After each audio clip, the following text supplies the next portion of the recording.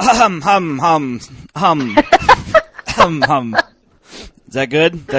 Starting? That's good, yeah. Just start like that. Okay. Did we start? Yeah, Are we starting? All right, welcome to the Bros on the Phone podcast. My name's Taylor Olson. I'm here with Livingston Odin. Say hello, Livingston. Hey, guys. And I guess since you did that whole thing, we might as well just keep that in there. We'll keep that as part of our introduction. This is episode, is this 12, 13? I don't even know. I think it's 12. Something like that. 12? Yeah. Okay, it's episode something around 12, possibly.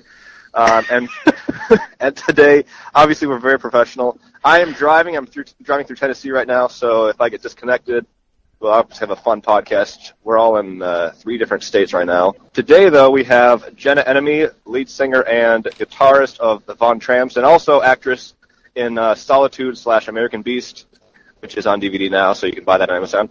But quick plug. Yeah, so welcome, Jenna. Welcome to our Bros on the Phone podcast. Well, hello, Taylor and Livingston, directors of American Beast /Solitude, that you can now get on Amazon. Oh, and it's called Beast of Prey in services. Europe. You got to remember that. Yes. Beast of Prey. Beast That's of right. Prey. It's like 4 names around the world. So fancy Europeans. Yeah. It's available for you. So obviously we wanted to talk to you before, if you're listening to this before Friday, March 2nd, that's right. That's when your first concert, or not your first concert, but your album release party, I think it was. Is that correct? Right. Yes, yeah. Big album release show. So that our first full-length album, The Future is Female, comes out on March 2nd, and we're having a giant release party for it. Yeah. I wasn't invited. That's not cool. Well, you were invited. You were invited. Where is this invitation? I never got it. It's on the Facebook. So you are cordially invited, especially and everybody listening right now, cordially invited. And if you go on Facebook and search the Von Tramps, you'll be able to find their Facebook page as well. But before we get into that too much, we wanted to know a little bit about your history and like what first got you really interested in making music or singing or anything like that. What was the first kind of steps for that? Oh man, so when I think about it, I feel like it's just always been there. Like it's like I tried really hard not to get into it. But I've been doing this kind of thing forever. I grew up with 2 older sisters, and they were just goofy, and they would have me put on shows for their friends and pay me like quarters to do so, which now I see as extortion. But well, it's no different than the music business now. I guess I'm still getting paid quarters. Right. But it was really fun for me to like watch people's faces light up when I would sing a song or dance around the living room, and I just kind of got addicted to making people happy in that way. And over time, I've kind of grown as an artist. I'd say the first time I heard No Doubt's Tragic Kingdom is when I like decided I wanted to do this for the rest of my life, and I was probably 8 years old. Yeah. So it was a big evolution of how to do it. I've been playing in bands since that age. My first band was with a bunch of kids in this apartment complex, so we called ourselves Whatever, and we played on whatever we had. I had like a beat-up old acoustic guitar that my mom never played. My friend Lance had some pots and pans, and my friend Joey would just dance around, and that was it. Like, that was the group. And I've evolved a little bit. I ditched the pots and pans. I still have that crappy acoustic sometimes. But I think like 10 bands later, we have the Von Tramps now. So, and it's been a crazy ride. It's been 2 years with the Von Tramps. 2 years, yeah. That was going to be my next question. So you sing and you play guitar. Do you play any other instruments? Is that kind of what you mostly focus on then? Well, I mostly focus on guitar and singing. I play bass guitar too. I actually played for like a Smashing Pumpkins tribute for a while, and I auditioned for the real Smashing Pumpkins in 2010, I believe. But it's hard to be proficient at bass and sing at the same time, at least for me. I don't multitask very well. So usually, for live shows and things like that, we always have a bass player present. But I played drums in high school, but if you asked me to play a drum set now, I'd be terrible. Absolutely rusty on that. Mm-hmm. Who are some of your favorite artists? I know you mentioned No Doubt. Do you have any other influences that made you want to get into it? Tons. The Beach Boys. The Beach Boys. You probably don't expect that from a really punk old rocker. school. I love the Beach Boys, the Ramones, Blondie, Madness. I'm a huge fan of ska. I love ska music. The Clash, obviously. I'm really big into local too. So the Replacements has a really special place in my heart, and Husker Du, that kind of stuff. But I'd say like those are my biggest influences of what I draw from. That and like Julie Andrews in musical theater. If you had like a Venn diagram, it would just be a huge mess of hodgepodge. Yeah. Musical. In I don't terms of think like, any of them would touch. in terms of like your style of like whether playing or something, are there any specific artists? I mean, Gwen Stefani is obviously one that we've talked about before. Yeah. I'd say Gwen Stefani sounds a lot like. Well, we sound a lot like Gwen Stefani to be. Yeah. But I think there's a little bit of Joan Jett in there. There's some angst. Some people have said that I kind of sound like a female Danzig, and I don't know if that's a good thing or a bad thing. I'm really into the Misfits, so I'm going to say it's okay. But I think that's really funny. And now there's all these memes going on the internet that's like Gwen Stefani. Yeah. It's like Glenn Danzig and Gwen Stefani, and I would say that might be me. So I've never thought of Danzig. I'd have to listen to it again and kind of think about it. That's interesting. Yeah, it came from a horror punk world for a little while. I probably honestly listened to more Danzig than the Misfits. Yeah. Oh yeah. Like Danzig, not with them, but aren't they? Maybe I have this wrong. Didn't the Misfits do a reunion tour recently or something, or they did something? I thought. Yep. They reunited. I think almost all the original members reunited, and they played Riot Fest. Was it last year or the year before? Was it like they just did like a one-off show? No, I think they did a tour. one-off show recently, but they're adding more days. Okay. Yeah, it's not like a one and done thing. Like they've been reunited for a little bit. Yeah. Okay, that's what I thought. I wasn't sure. I have to look into that more. But like, so this is your first album, The Future is Female, comes out March 2nd. What was it like producing your first full-length album? Correct. Yeah. What was it like producing like this first full-length album? And what were some things that obviously there's going to be difficulties that come up that you might not have anticipated. Right. What were some of those with this type of art? Well, it was pretty crazy in the beginning. I went through something really difficult, and I didn't know what to do, and so I just started writing songs about it as like my own therapy. And before we knew it, we had enough to make a full length, and we just both thought it would be a good idea. We thought it would be a really great distraction, and it would also strengthen the band. And we started with 4 women going into the studio, and we ended up with 2. And so it just tells you kind of like how stressful making an album is, a full length at least. So the band has changed since the band started? has changed, yeah, and definitely like with no money either. That's another big stressor. So when we first started, we were just kind of recording these songs by ourselves in a cabin, and we hired an engineer from Chicago to come out and help us, and that went absolutely terribly. He had like a reason he had to go home, and it totally like abandoned our project, and so we had to start all over. And we were already like pretty deep. I think we were already like $3,000 deep, and we had already recorded everything, and we had to start all over at that point. You didn't use any of it then? We couldn't. Oh yeah. Yeah, and none of it turned out the way we really wanted it to turn out. So that was a total absolute bummer. So then we found, just by luck, Dustin Phillips, who's the drummer of the Ataris, and he wanted to help us, and so he gave us like a really good deal and to redo all these songs, and we knocked out this album in 3 months, and that was with him like going on tour and coming back. I mean, we really did this like the day he got back from Warped Tour. We met. We recorded most of this album, he left to go do another tour, came back, we finished out the rest of it, and then he went to Europe with the Ataris. So it was like this thing that was, once we met the right people, once we had the right chemistry, it went over really well. But just getting it started, I mean, it was just like, it was just hard place, and for a while. Did you write the songs, or was it like a collaboration with everybody, or? It's a little bit of both. So, Chelsea and I wrote maybe 25% of it together, and then the rest of it, I kind of just sat on my couch and came up with. It's hard because with songwriting, it comes to me in really weird times and really weird places, and when it comes to me, like, not everybody is available. People have lives and people are doing other things.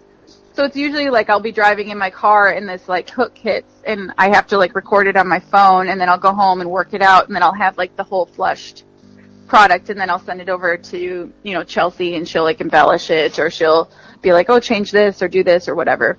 That's kind of like how songwriting has worked in this band anyway. And then Chelsea will do the same thing where she's got like a riff or a really cool idea for an intro or something like that, and then we'll flush it out over time. How many songs is your first album, or this album? So we started with 14 songs, and then we had to cut some. Okay. So, I mean, we have 14 songs on the album. We had more. Yeah. Oh, okay. I see. Wow. We ended up with 14. Still quite a few. For an album, right. Especially. Like, people thought we were crazy. We are releasing a vinyl with this album, and we actually can't put the entire album on it because it would take two vinyls. What should people expect from your concert? So this concert's going to be pretty crazy. It's different than anything we've ever done before. It's more theatrical. So if you've ever seen like a Excel Center stadium type show, that's what you would expect, but in a small, intimate setting. Mm-hmm. So this theater is about 200 capacity. We're just going to pack it. We're going to pack everybody in and make it really cozy. We have projections, we've got dancers, we've got tons of special guests, and the whole thing is just a continuous show. There's no opening acts, there's no closing acts, there's no headliners. It's just a continuous run of music, which is going to be something totally different we've never done. And we're going to be playing, everything off the new record. So, plus some old favorites, too, and some covers. So there's definitely a lot of good Tramps stage time for you. Yeah. And then, so half of the net ticket proceeds go to a nonprofit organization called BWJP, which is the Battered Women Justice Project. And what they do is they work tirelessly to put an end to domestic abuse and domestic violence in families. So it's a super cool thing. We wanted to give back to our community. They are a national organization, but they're based in Minneapolis, and they help so many people with this crazy thing that's happening in our family system. Mm-hmm. Well, we'll definitely make sure to put the information in the info section of this podcast. We'll post the links to the event, which I'm sure you can find pretty much everything else through the event link as well. So one question that we kind of ask, and we talked about this a little bit already, is like, what is some advice you would give to someone pursuing music? Just maybe a little more general. You can say, never give up or something like that, but just maybe more specific. Like, what are some things that you've noticed that, maybe hold people back from succeeding at some of their goals in the music industry? Oh, I think in any industry. I mean, like, whether or not it's, music or, you want to be like a VP of a company, I think it's all related, but I think it's persistence. That's the biggest thing. If you really want to do it, you have to keep trying. And, a no doesn't always mean no. There's always like a way around it. It's like, just because, a door is closing doesn't, as cliche as it sounds, doesn't mean that there's not another way to get in. At least in my experience, it's been all about connections, and every day that you're not present in the music industry, you're losing another connection. So it's really important to stay involved. Excuse me. It's really important to stay involved, and it's really important to be present and help other people while you're helping yourself. Yeah. Because other people's success isn't your failure at all. And I think a lot of times, like, women in music, people in art, they always feel like they're challenging another person, or they're in direct competition with that person because they're going after the same part or the same audience. I'll say in any industry, I think it's perseverance is the most important thing, and that other people's success doesn't mean your failure, and helping other people is so important. Because you're not in direct competition with your colleagues. You're all in it together, and all of the art is connected. If you help a filmmaker, then that filmmaker is going to turn around and help you. If you help an actor, that actor might come back and help you, a graphic designer or whatnot. I mean, we're a team making, one big, huge project. So what I've found to be successful in my career is learn as many trades as you can, and even though you're focused on one, at least then you can kind of fill in other places, and help people as you go and help yourself. Yeah. The more things that you can do yourself, the less outsourcing and the less cost, obviously. The other thing too is always have a job that makes sense to support your life. So if you can't full-time be a musician right now, then be a musician and a server, because then you'll never be hungry. Or be a musician and work at a gym so that you'll always have a place to shower and work out and on tour or something. Always kind of have your part-time gig supplement you and not overtake what you're trying to do with your art, because you have to be so dedicated to that art to make it work.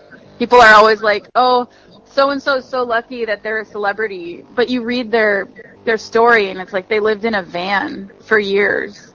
Right. And they sacrificed so much to do what they love. So is that person really lucky, or did they just work really, really hard for it, Right. I think that's definitely a part of it. I know a lot of people who, they don't finish projects, or, it doesn't always matter how talented you are if you can't quite finish something, or, right. It's that sort of drive, I think, is the most important thing. Not necessarily, obviously the talent needs to be there, but I don't think it's the most important thing. I know people who are probably more talented than maybe myself, or even people who have made other things, but they haven't actually finished anything, so it means nothing. Right. If you don't continue to have that sort of drive. So I think that's definitely important. And it's a little bit of a sacrifice, at least in art, because it's not a linear path. I don't think a lot of people understand that. In your everyday accountant job, you go to school for accounting, you get a degree in accounting, you get an entry-level job in accounting, you work hard, and you find the next job in accounting and the next job, but it's always kind of the same thing, and it's kind of like a ladder. Yeah, there's no roadmap to success when it comes to anything art-related. Nothing. You have no idea. It's like a wild, wild west, and you basically just band up with a pack of people, and you try to navigate your way through this world, and one thing always leads to another, and some things that are so insignificant end up being the most significant career changers for you, and the things that you banked on that you thought were going to be, the most rewarding aren't. Right. So I guess it's never boring. I think one other thing that I wanted to mention is kind of what a lot of people, I think, don't always do is the networking thing. I gotta think of the right way to say this. Like the way we kind of did Solitude is we did pull a lot of favors, and that's kind of what you have to do. We worked on a lot of other people's projects, and then because of that, they were helping out with ours, and it's back and forth. And I think that's something that people don't always do. Right. Correctly. And I mean, of course, it's important to get paid for your work, and you shouldn't be working for free forever. But that's how we did Solitude. And I remember talking to some other filmmakers though during the production of it who had done several feature films, and bigger budget stuff, and they would say, "Look, I can tell you exactly how I did it. You could go and try to do the exact same thing, and you could either totally fail or totally succeed. It means nothing." Everyone's path is so different, you can't replicate anyone else's. And that's what I would tell other people, how did you make your feature film? And it's really the best advice I can give you is just constantly work on something. Even if you're not working 20 hours a day, at least every day work on something. Right. And then that's it. But you can't just look at how someone did something exactly and try to replicate it, because it's just, the industry changes so quickly as well. And I think music's probably a very similar way. Oh, definitely, especially since the internet. Yeah. It's so unpredictable. And I mean, Solitude came out in we released it in the DVD came out a year ago, but we finished filming in 2014. Yeah, and it premiered in 2014. It didn't come out until so I mean that's 3.5 years ago. It's a totally different world already. Mm-hmm. So So I think the most important thing, if people are listening and they want to know how to succeed, it's like it is kind of a generic answer, but it's like you constantly work on something. The things that will never change is constantly network, meet other people, and help out other people, is because they'll oftentimes be willing to help out on yours later on. I think there's also something to be said about discipline in art, because it's like, at times it's like really fun. Obviously, that's why we do it, right? It's so fun and it's so rewarding, and there are so many moments where it's like, wow, this is great, and I can't believe like I can do this for a living someday or something. That's what keeps you going. But there are times where it really sucks. Like it really sucks. There are times where I did not want to get up and go into that studio. I was exhausted. You know what I mean? And I'm thinking to myself, like, why am I doing this? Like, my gas got shut off last week. I have no money. Why am I doing this every day? But it's the discipline. And then when you see the final product, you're like, now it makes sense why I had to stay true on this path. This is going to help somebody else. This is more important. Yeah. Well, it's the same with when we made that movie, Taylor and I. I said it's probably one of the most stressful, most anxiety-ridden projects I ever did in my life, and then after it was all said and done, I wanted to go out and do it all over again. Right. Oh, yeah. Yep. Oh, yeah. We're like either gluttons for punishment, or I don't understand, but like artists, we're crazy. We just keep doing this to ourselves, but we can't do anything else, is the thing. I love being broke. So, yeah, I mean, it definitely is. I remember days, driving between, shooting locations for Solitude, and I'd just be like having a panic attack driving around, and then I'd be like, I get there, be like, all right, got that confident now, all right, guys, let's make this movie, and they're like, I don't know what I'm doing, let's do this. It's one of the reasons I went method with my part when I had to play a drunk. Yeah, right. I think it's really funny too when you're like the ringleader of the project. Like obviously you guys were directors. I co-produced this album, so I think it's really funny because you always have to pretend like everything's going great and all your ducks are in a row, and in your head you're like, there is a dumpster fire. I can't put it out. Like I think 2 days before we were going into the studio, the producer wanted like 50% of the payment, and we were supposed to have it, but there was some kind of glitch with our crowdfunding. There was some kind of glitch that happened, and we were short $1,000. And so I had exactly 24 hours to find a $1,000. Wow. and on top of that, be a performer, and on top of that, be a musician, and on top of that, produce a product. And so I hunted and thank God this company helped us out. And it felt like such a weird, like, movie shady deal, even though it wasn't, where like they met me at this restaurant and they cut me this check. And it just kind of felt like real weird, like I need this money in 24 hours, Yeah, like somehow it's going to work out, and somehow, but that's the thing about, perseverance and determination, and, I called my mom crying, I need $1,000, and obviously she's not going to give me $1,000, they're not going to give me, you know what I mean, like how's that going to happen? So, but you don't give up, like you find your channel, and I'm kind of glad that, that my parents weren't able to help me, or that, I didn't come from that, because it teaches you a lesson, and it teaches you how to be way more self-reliant, and it grows a spine pretty quick when you have to figure it out on your own. And now I'm more resilient, That's definitely how we felt about when we made Solitude. I mean, Livingston and I paid for it basically ourselves. So, and it's not like it was a huge budget movie, and I'm not going to mention the budget. It's big to us coming out of our pocket. It was big to us, and like I remember the summer that we shot most of it, I was working like 4 different freelance jobs and then shooting it in between, sleeping like 4 hours a night, and it's like, why am I doing this? I'm killing myself, but it's like what else am I going to do?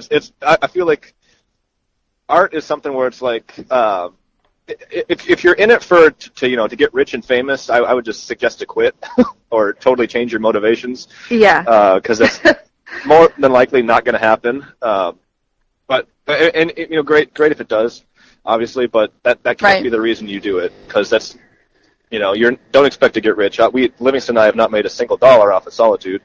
It's everywhere. I mean, I still don't regret it at all.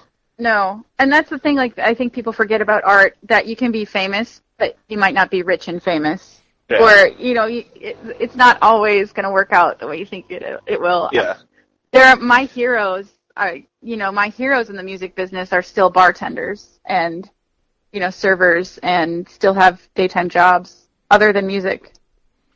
Oh, I already came to the conclusion I'll probably be my kids will probably be rich off of the resume that I make for myself, because I probably won't see it until after I'm dead. They'll be rich and I'll be like, oh great. I'll be looking down going, really? Now you guys appreciate it, yeah. Yeah. But it affects at every level, because I was even watching the Hitchcock movie that they made. Have you guys seen that? It's older, but with Anthony Hopkins.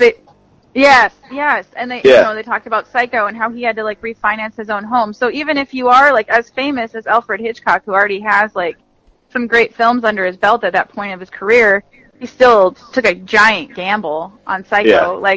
As artists, it never changes. It's just maybe the dollar amount changes, but you're still taking these giant risks, and you're still kind of persevering through some crazy wormholes to get it done. One last thing that I kind of want to mention before we start to wrap this up is that a lot of people, I feel like when you're in art, you compare yourself to others, or you compare yourself to celebrities or whatever, and I think that's really not going to be beneficial for anyone. The only person you should really compare yourself to is yourself, and it's hard to do it, and it's hard to do especially in the moment to see where you're at.